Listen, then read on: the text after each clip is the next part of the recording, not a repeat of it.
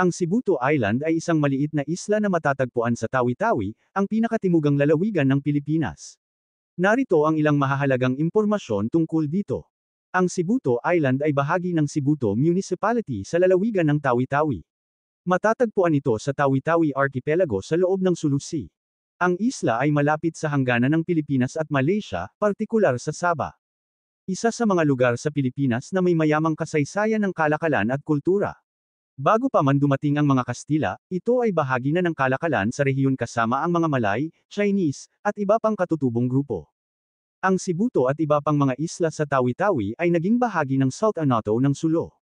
Ang pangunahing hanap buhay ng mga taga-Sibuto ay pangingisda. Ang isla ay kilala rin sa mga marine products nito tulad ng seaweeds.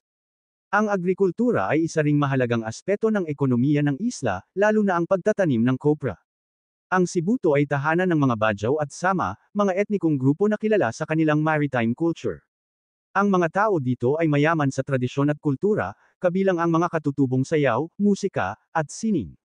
Ang isla ay may magagandang tanawin at malinis na dalampasigan, na potensyal para sa turismo. Ang diving at snorkeling ay mga popular na aktibidad dahil sa mayamang marine biodiversity sa paligid ng isla. May mga paaralan at health centers na nagsisilbi sa mga residente ng isla. Subalit, tulad ng maraming malalayong lugar, maaaring limitado ang mga serbisyong pangkalusugan at edukasyon. Ang Sibuto Island ay isang mahalagang bahagi ng kasaysayan at kultura ng Pilipinas, lalo na sa rehiyon ng Mindanao at Sulu.